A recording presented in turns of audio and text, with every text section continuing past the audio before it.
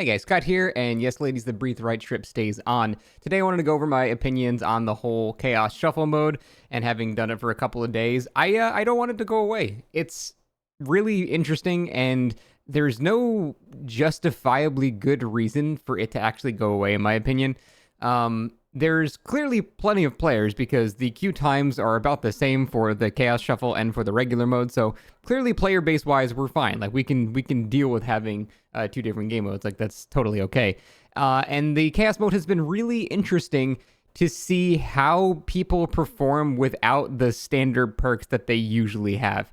Now, it is also a lot more stressful, to be fair, because as killer, you're not really guaranteed to be able to run slowdown perks. And as I've said before, the game really is balanced around the killer running some slowdown perks. Typically, the stronger the killer, the less you need. Like a Billy can get away with running 0 slowdowns, but a Freddy or a Pig or like a Myers or something, you got to be running like 2 or 3 or God, maybe even 4 sometimes, depending on who you're going against. And because of that disparity between weakest and strongest killers, it is really, really hard to balance the game overall. But now, because this mode pretty much guarantees you're not going to be having that, it makes it a lot more stressful as killer, in my opinion. Now, the flip side is you can also sort of guarantee survivors are not going to have a bunch of second chance perks. You're not going to have DS or Off the Record or Dead Hard or anything like that. So as killer, unfortunately, it makes it easier to tunnel people off the hook as well, because you know there's not really going to be an extra layer of protection for them there.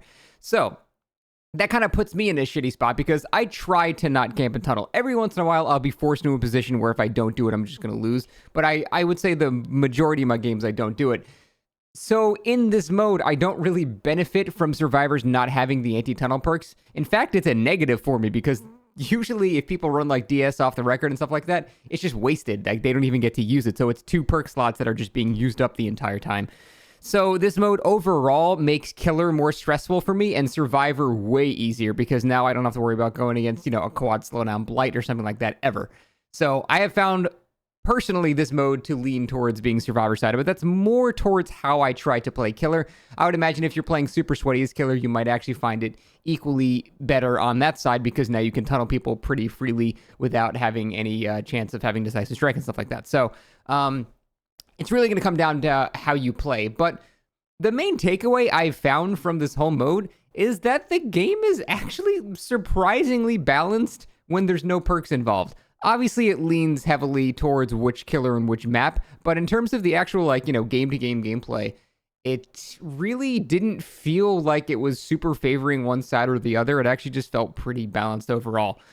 But the thing is, though, that is because the game is built around slowdown and the game is built around having protection against tunneling. And without those 2 protections, the game, it doesn't really get better or worse for any individual side. It just shifts over. The games are quicker, but you can kill people quicker now. So, like I said, it basically just shifts it over to the left, and it doesn't really change the balance of the game overall. And then on top of that, we just have the fun of just having random perks and trying to figure out what perks your opponents have. As killer, it's really interesting to try to guess what every single survivor has. Then remember what perks they have for later when you chase them later to see, oh, that guy had life, I can't chase him. Just like stuff like that. Trying to figure it out on the fly is really fun to me. And on Survivor, just getting completely weird-ass combination of perks that actually sometimes end up working out really well. I had a couple of games where I had like corrective action put on, but then we had a doctor with unnerving presence, so I actually used corrective action. It was the most mind-boggling thing ever. I had an experiment when I had that perk on for like 5 hours one day, and I used it 0 times, but then you just happen to get a perfect storm of chaos, and it actually had a bunch of value. So just shit like that.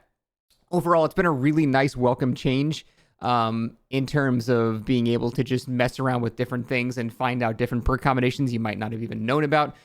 So yeah, overall, I would say the Chaos Shuffle mode has been super fun. I've been playing it every single day since it came out, and I'm going to be really sad when it goes away. In fact, I don't know why it's going away. There's just no real reason it should go away. I'm sure the devs can see it's been played a lot because the queue times are pretty instant.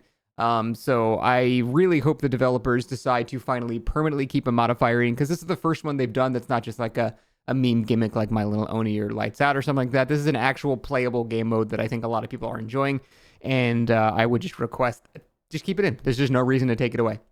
Once we get the 2v8 mode, then you can start swapping stuff out if you want or something like that. But then when we get 2v8, I'm going to want that to be a permanent game mode as well. So we'll see there. But I'm saying for the foreseeable future, until the 2v8 game mode comes out, I don't know why you would ever remove this. I guess the only reason they would is because they don't want to give more blood points to people or something like that.